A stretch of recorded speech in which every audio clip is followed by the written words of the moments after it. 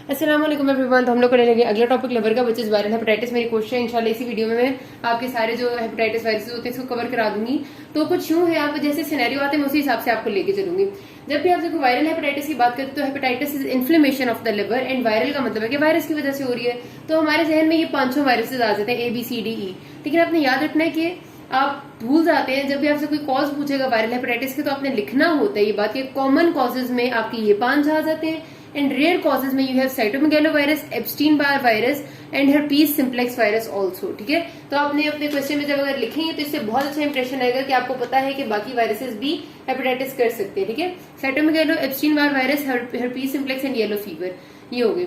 अच्छा, उसके बाद आते हैं हमारे पास अगर क्लिनिकल फीचर्स। आप याद रखना हमारे पास जो सिनेरियो आता है ना, ये क्वेश्चन आते जाते हैं, इसमें आपसे तकरीबन 90% ऑफ टाइम्स में ये नहीं पूछा जा रहा होता कि स्पेसिफिकली इन 500 में से कौन सा वायरस है। वो हाल ही आपसे डायग्नोसिस में एक्यूट वायरल हेपेटाइटिस पूछते हैं, क्योंकि वो आपको जो साइंस और सिम्टम्स बताते हैं वही इतने सिंपल से होते हैं कि उससे आप ये नहीं अंदाजा लगा सकते कि कौन सी टाइप होगी। ठीक है, और उसमें आपको साइंस सिम्टम में क्या होता है, मोस्ट कॉमन जो सिनेरियो है तो वो ये कि patient presented to you normally 30 years का है, 35 का, 20s में है, with 3 days onset of nausea and vomiting for the last 1 day, या 3 दिन से ये वॉमिटिंग हो रही है और उसकी मदर ने नोटिस किया है कि उसकी आंखें पीली हो रही हैं। एंड ऑन लैब इन्वेस्टिगेशन, जब लैब इन्वेस्टिगेशन आपको बताएंगे तो उसमें आपको हीमोग्लोबिन नॉर्मल बताएंगे, व्हाइट ब्लड सेल्स थोड़े से ज्यादा बता सकते हैं, कभी कभार प्लेटलेट्स भी नॉर्मल होते हैं तकरीबन हमेशा।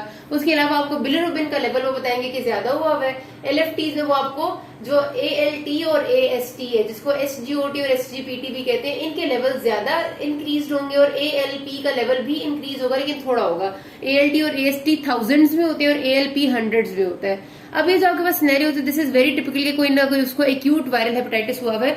लेकिन अब यहाँ पर इन्होंने कहीं भी हमें इस सिनेरियो में नहीं बताया कि कौन सी टाइप का वायरल हेपेटाइटिस है। एक्यूट है, अब एक्यूट A भी हो सकता है, B भी हो सकता है, मोस्ट कॉमनली D और E भी हो सकते हैं। ठीक है, C चलो क्रॉनिक ही होता है ज्यादातर, लेकिन ये आपके पास पिक्चर आती है। अगर इसके साथ वो अक्सर औकात सिनेरियो में कभी बता देते हैं कि patient had history of going to the hill station 1 week before, तो हिल स्टेशन से अगर वो होके आया तो जाहिर है उसको खाने पीने की वजह से कोई वायरल इन्फेक्शन हुआ है, और खाने पीने वाला जो होता है जो फीको ओरल रूट से या फिर जिसकी किसी अनहाइजीनिक फूड से ट्रांसमिशन होती है वो A होता है। तो उसमें आप लिख देंगे acute viral hepatitis due to hepatitis A।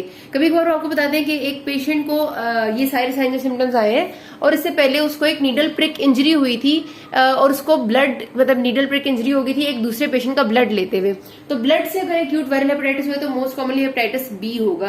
कभी कभार वो आपको ये भी बताते हैं सिनेरियो में कि उसे नीडल प्रिक इंजरी हुई थी और इंजरी वाला जो पेशेंट था वो थोड़ा अर्सा पहले ही हेपेटाइटिस C से ट्रीट हो चुका है। तो इसका मतलब ये कि हो सकता है कि उसके अंदर अभी भी C वायरस पॉजिटिव हो, तो पेशेंट को C वायरस होने का रिस्क है जो हमारे पास आया है। ठीक है, तो इस तरह का अगर सिनेरियो होता है तो फिर तो आपको समझ में आ जाती है।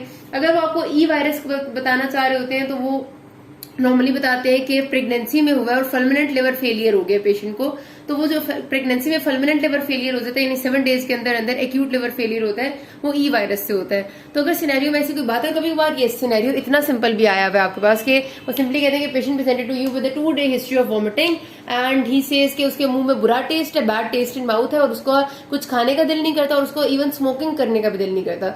Now what is the diagnosis? अब ऐसा सिनेरियो बहुत ही नॉन स्पेसिफिक होता है कि 2 दिन की वॉमिटिंग की हिस्ट्री है, उसने कुछ नहीं बताया, लैब इन्वेस्टिगेशंस कुछ नहीं बताया कि पेशेंट जॉन्डिस है नहीं है, उसका खाने का दिल नहीं कर रहा है, यानी एक तरह से समझ लें कि उसको बिल्कुल भूख नहीं लग रही और साथ उसको मुंह में बुरा टेस्ट है। इसमें भी उन्होंने डायग्नोसिस वायरल हेपेटाइटिस का हुआ। तो इतना नॉन स्पेसिफिक सा सिनेरियो तो आपके लिए बहुत मुश्किल हो जाता है कि इसमें कोई ऐसा क्लू नहीं है कि स्पेसिफिकली हेपेटाइटिस की तरफ आ रहा हो। लेकिन अगर आप बाकी चीजों को रूल आउट करेंगे तो फिर आप लिख सकते हैं। मैं बता रही हूँ कि ऐसा भी एक दफा हुआ है, लेकिन ज्यादातर आपको समझ में आ जाती है। जो मैंने आपको पहले सिनेरियोज बताए ज्यादातर वही आ रहे होते हैं जिसमें आपको बिलिरुबिन ज्यादा बता देते हैं, ALT AST बता देते हैं काफी ज्यादा, तो कंफर्म हो जाता है कि this is jaundice, and simply उसके साथ उसको वॉमिटिंग, एनोरेक्सिया होगा, नोजिया होगा, टेंडर, ये स्टैंडर्ड लिवर होता है। अक्सर औकात आपको कहते हैं कि दर्द भी है, उसको राइट अपर क्वाड्रेंट में पेन है, तो दैट इज कैरेक्टरिस्टिक कि उसको वायरल हेपेटाइटिस है। ठीक है, तो आपसे अगला बात पूछते हैं कि इसकी इन्वेस्टिगेशन बताएं और मैनेजमेंट बताएं। आपसे कोई भी नहीं कुछ और पूछता होता, बाकी चीजें सिर्फ MCQs के लिए जरूरी है। तो इन्वेस्टिगेशन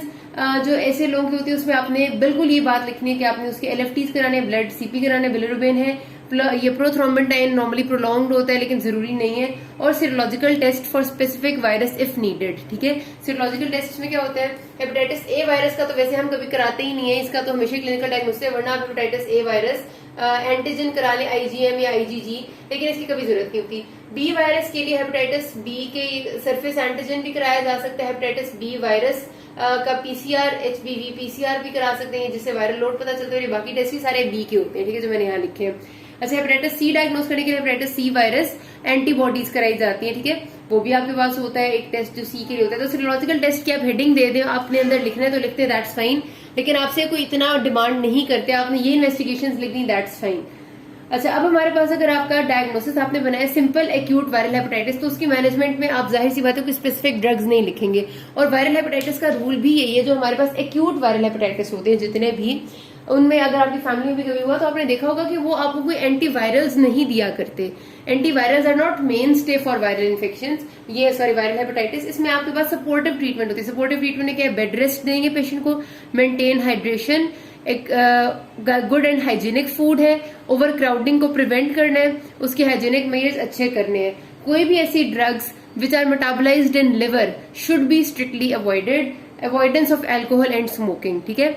ये सारे पहले आपने बातें लिखनी है। उसके बाद आपने लिखना है कि ये आपके हो जाते हैं सपोर्टिव ट्रीटमेंट में। हेपेटाइटिस ए जो भी एक्यूट वायरल इन्फेक्शन होते हैं उनमें ये सारी बातें काफी होती हैं।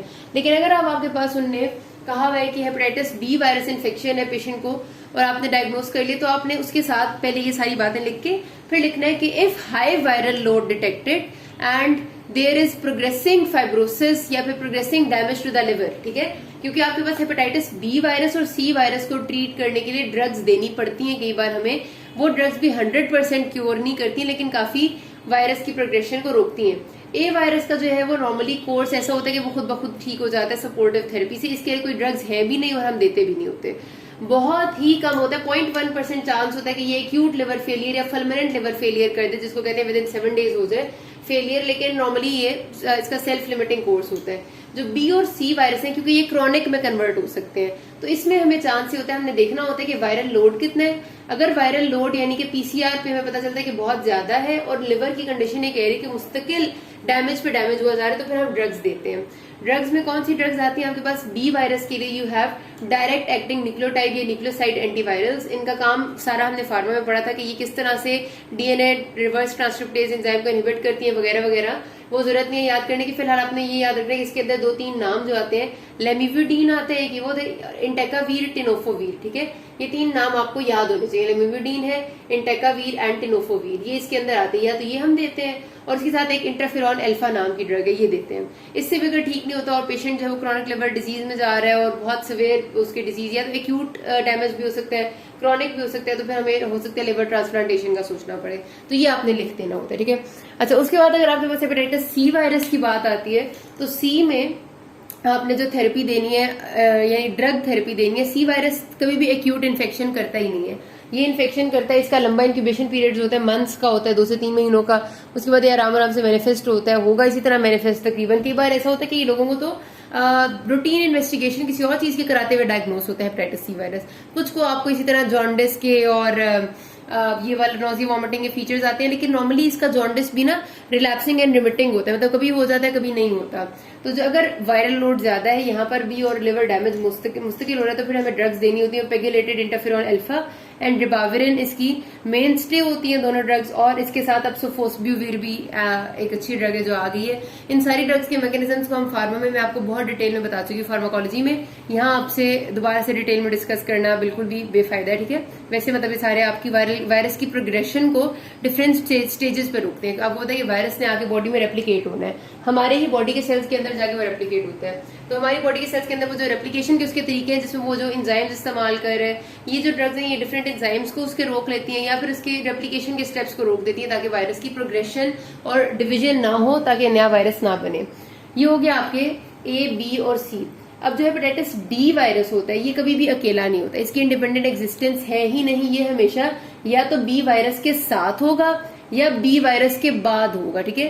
तो hepatitis B with hepatitis D with B हो सकता है एंड डी आफ्टर बी हो सकता है, ये बात आपने याद रखनी है। और जो डी वायरस है जब ये होता है तो इसकी वजह से जो बी वायरस है वो आपका ज्यादा सिवियर होता है, मतलब जाहिर 2 वायरस मिल जाएंगे तो बहुत ज्यादा सिवियर इसकी वो आ जाता है, आपका मैनिफेस्टेशन आती है, इसमें आपका एक्यूट वायरल हेपेटाइटिस और फेलियर होने का चांस ज्यादा हो जाता है। इसकी भी ट्रीटमेंट बिल्कुल बी की तरह ही आपने करनी है, ठीक है।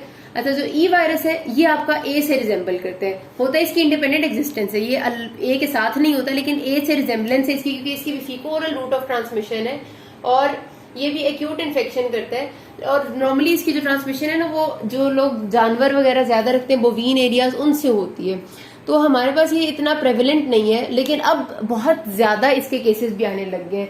इसमें प्रॉब्लम बहुत ज्यादा ये होती है कि चलो आम बंदे को हो जाए तो फिर भी ये एक्यूट हेपेटाइटिस जैसी पिक्चर लेके आता है और ठीक हो जाता है कि काफी हद तक, लेकिन प्रेगनेंसी में इसका होना leads to fulminant liver failure within 7 days, और आपके पास लिवर ट्रांसप्लांट के लिए कोई ऑप्शन नहीं होती। और पहले ये बहुत कम होता था, इस वजह से आपने अक्सर सुना होगा, इसको हम पढ़ते ही नहीं होते थे, आज से 4-5 साल पहले की बात है।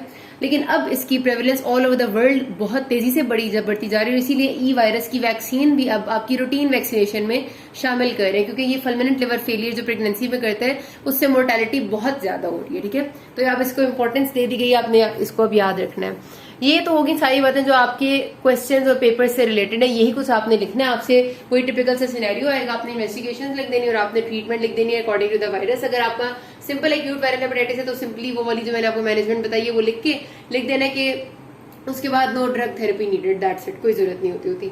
अच्छा, उसके बाद आपके पास जो एमसीक्यू में आता हो तो ये आपको पता है हेपेटाइटिस बी वायरस हमेशा से, आप मेरे ख्याल जब से मेडिकल में आएंगे तब से आप पढ़ोगे कि इसके कुछ एंटीजन है जो हमेशा आपके एमसीक्यूज में आके आपकी जिंदगी खराब करने की कोशिश करते हैं। तो फिर से जरा से इनको मैं आपको बता दूं, हेपेटाइटिस बी का जो सरफेस पे एंटीजन होता है उसको हेपेटाइटिस बी सरफेस एंटीजन कहते हैं।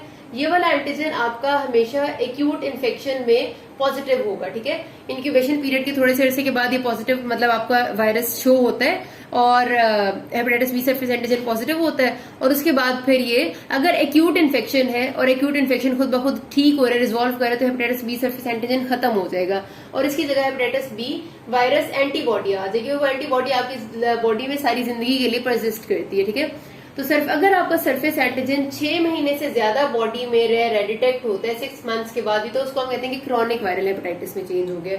अब वो डिपेंड करता है, जरूरी नहीं है कि सारे क्रॉनिक वायरल हेपेटाइटिस जो है वो प्रोग्रेसिवली लिवर को डैमेज करें। कई बार ऐसा होता है कि सरफेस एंटीजन भी पॉजिटिव होता है लेकिन एंटीबॉडी भी पॉजिटिव होती है, और एंटीबॉडी ज्यादा होती है सरफेस एंटीजन से, जिसका मतलब ये होता है कि बॉडी की इम्यूनिटी मुकाबला कर रही है और लिवर डैमेज नहीं हो रहा, ठीक है। तो बहरहाल आपने ये याद रखना है 6 मंथ से ज्यादा leads to chronic viral hepatitis. Hepatitis B core antigen जो है ना, वो कोर का मतलब होती है सेंटर, ये होता है वायरस के सेंटर में, तो इसको आप डिटेक्ट नहीं कर सकते हेपेटाइटिस बी कोर एंटीजन को। तो इसमें से जो इंपॉर्टेंट बात होती है वो इसकी एंटीबॉडी होती है, हेपेटाइटिस बी कोर एंटीबॉडी। इस एंटीबॉडी की बहुत ज्यादा सिग्निफिकेंस ये है कि ये आपकी सिर्फ और सिर्फ इन्फेक्शन में पॉजिटिव होगी। अगर किसी पेशेंट को हेपेटाइटिस बी वायरस की वैक्सीन दी गई है तो वैक्सीन वाले पेशेंट में जाहिर है हमने सरफेस एंटीजन थोड़े अरसे के लिए डाला है, तो जाहिर है उस बंदे की अगर हम डिटेक्ट करेंगे तो हेपेटाइटिस बी वायरस एंटीबॉडी होगी उसके अंदर, क्योंकि हमने वैक्सीन दी है उसे, लेकिन कोर एंटीबॉडी नहीं होगी। तो कोर एंटीबॉडी तो अगर हमारे पेशेंट के अंदर हमें मिलती है तो ये बात बताती है कि इसको कभी ना कभी इन्फेक्शन हुआ था हेपेटाइटिस बी का, वैक्सीनेशन नहीं है, खाली वैक्सीनेशन अगर कराई गई है तो खाली एंटीबॉडी होगी हेपेटाइटिस बी सरफेस एंटीबॉडी, ठीक है, ये वाली होगी। दूसरा ये कि हमारे पास एक पीरियड ऐसा आता होता है हेपेटाइटिस बी वायरस के सारे उस पूरे कोर्स में जब एंटीजन भी नेगेटिव हो जाता है और एंटीबॉडी भी, सरफेस एंटीजन और सरफेस एंटीबॉडी नेगेटिव हो जाते हैं।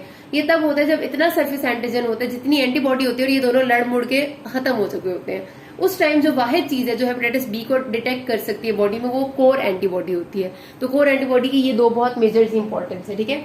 एक तो ये बताती है कि इन्फेक्शन हुआ था, खाली वैक्सीनेशन नहीं थी। दूसरा ये कि ये ओनली डिटेक्टर होती है बॉडी में हेपेटाइटिस बी वायरस इन्फेक्शन की जब सरफेस एंटीजन और एंटीबॉडी दोनों डिटेक्ट नहीं हो सकते। E antigen is very important for infectivity. इसका मतलब ये होता है कि वायरस तेजी से बॉडी में रेप्लिकेट हो रहा है और दूसरे लोगों को ट्रांसमिट होने का चांस बहुत ज्यादा है। तो ई एंटीजन या ई एंटीबॉडी का होना इज शोइंग कि आपकी बॉडी में वायरस की तेजी से रेप्लिकेशन हो रही है, एक्टिव वायरल इन्फेक्शन चल रहा है। अगर ये नहीं है तो इसका मतलब ये कि वायरस जो है वो एक्टिवली रेप्लिकेट नहीं हो रहा। और viral load hepatitis B virus का पीसीआर करा के पता चल सकता है, ये आपको बताता है कि कितना ज्यादा वायरस का लोड है बॉडी के अंदर, ठीक है। तो ये कुछ आपके एमसीक्यूज में आने वाली बातें थी। यहाँ पर ये बात खत्म होगी आपके एक्टिव वायरल हेपेटाइटिस से या वायरल हेपेटाइटिस में से इतना ही कुछ आता है। यहाँ पर किसी कोई मसला हो can ask me. Thank you.